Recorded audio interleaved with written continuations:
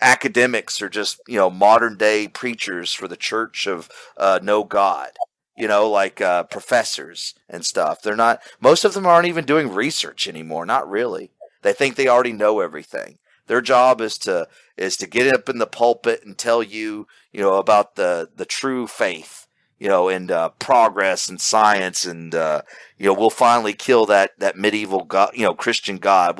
We'll get him today, you know, and all bad things, And let me tell you about Galileo for the 100th time. I know I'm supposed to talk about actual stars and planets, but no, we're going to talk about the persecution of Galileo or Hypatia or some of these other progressive martyrs, And it's like all this is just in our heads, and they're playing a game and trying to control what you think you know about your own world, But God puts you in a particular place, and you can go out into and have a community, a platoon, a village, a township, and participate in social life like a human being. Or you can watch TV and you can watch the hologram of a community, and it's all designed to make you useless to yourself and useful to your overlords, and to use you up and destroy you and replace you. But, people, they think that's community. That's why the people that you've known for years, would stab you in the back, fire you, throw you under the bus if they found out you had gone to Charlottesville. Because what that fake ass person, Anderson Cooper, the CIA agent, what he says on TV is more important than you, even though you've known this person for years.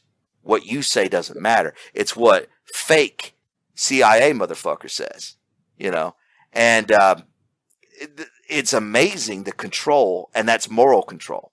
And as a moralist, I would say, God is going to hold you accountable for your actions, regardless of your intentions, because losers always whine about their intentions. Oh, I had good intentions when I did all these evil things all my life, because the TV told me that, told me to do it.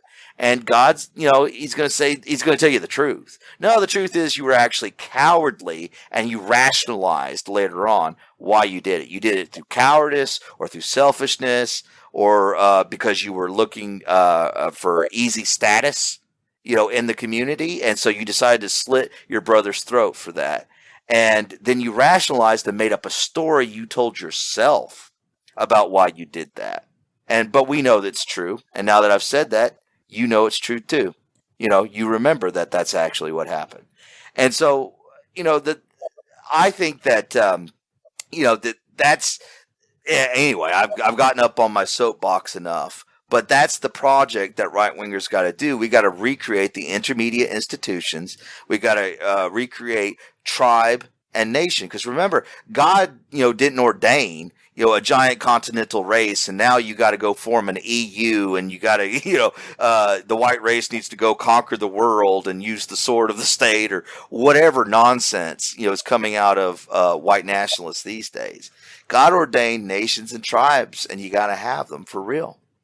And you're not really getting away with anything. You're actually hurting yourself, and you're living a terrible life because you don't have a tribe and you don't have real brothers, and you got a hologram instead of a real community. And a lot of these words that right wingers like to fight about, like, oh, I hate the Enlightenment, I hate democracy, blah blah blah. It's like, well, let's talk about right and wrong. There are good things about the Enlightenment, right? I mean, that's how just war and that's how Christians fight, is the way that they fought in the Enlightenment. The way that moderns fight, the way that we fought World War II, that's a good way to go and burn in hell for all eternity, because you burned innocent women and children from the sky. That's what you did, or our people did. And it's shameful, and then we fought, a bunch of Christians to help a bunch of atheists get half of Europe. Now, I'm not saying that we're completely in the wrong, because, Hitler did a lot of stupid things. But, I hate that Soviet Empire, and I love hating on it. But there's, it's not like we've just been tricked and we can go up on Judgment Day and say, we were just tricked, Lord. That's why we believed all these stupid things and supported the Soviet Union all our lives, by hating on Hitler. No, he'll know the truth. The truth is you did it because you're a coward.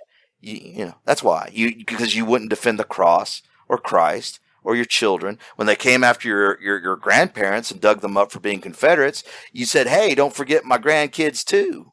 And that's what people did. And that's the immorality of it. And it pleases God to destroy, to punish, to hurt, and spank a people until they finally do what they're supposed to do, live the way he told them to live. We got to be tribal. And I think, when you're building communities, people tend to think of the brick and mortar first. And it's like, well, no, the relationships between people comes first. So you could be a community anywhere. You could be a community, walking across the continent, on foot. You're a community. And so what comes first? And what comes first is you got to have a commons and the privates. You have your chattels, your private property, and that's yours. And I will swear that I will help protect it if you help protect mine, and we'll form a league, a band, to protect each other's property. But then we're going to have a common property that we hold in common, and that's where we're going to meet up. And there's going to be times where we're a whole group, whether it's Sunday morning or, for a weapon take, where a gathering of the militia or whatever. There are times where you got to have the whole group of people on the local level. And then, what I like to emphasize is, like, I really think Christians have lost the notion of sacrifice because they think they're somehow exempt from it, because, Christ did all that. We don't have to do it. And I'm like, well, since we're working so many months a year as the white middle class in order to pay for the evil people that roll over us, that's actually rendering a sacrifice, pieces of our lives, hours and hours a day, to evil. We're actually giving evil a sacrifice, sacrificing to these strange evil gods. And why don't we sacrifice to God? So how would you give a sacrifice to God? Well, if God commanded that you need to take care of your family, but also that you need to live in a tribe, well, then you need to give actual physical sacrifices, money, time, labor, to that tribe. And that's probably where you need to begin. We have a tendency to our identity is our ideas or something like that. Well, no, your identity are the people that, you're actually supposed to be taking care of and have your back in reality. That's one of the things that, people find out. It's like, wow, I actually have no friends. It's like, yeah, all you had to do was say one right-wing thing, and, that friend you had for 25 years is gone now, right? That's not real friendship, is it? Well, let's go have, real tribes. So once people start sacrificing into a common pot, then they can start collectively owning things together. And so I would say, set up clubs. And this doesn't need to be online. Online should all be anonymous. It should all be about ideas, think tanks, content. But when you meet in real life, it shouldn't really be about ideas. It should be about working together to get ahead, to help out each other, and provide mutual aid to one another. I think that's the real key to building a community. It's like, I'll raise your barn if you raise mine, metaphorically speaking. Well, you can start off small. You can start off with a small pot of money, but this money is being saved up to help anyone who loses his job, and in Christ's name, in the name of righteousness. And this is the sort of thing that churches should do. Let's say that you have a good church and you need something else. I would say we'll build a mannerbund. It's usually called a sodality in the Catholic Church, or a confraternity. It basically, the church is a family-oriented institution, but what we really need is a mannerbund, a fraternity. That's what right-wingers usually need.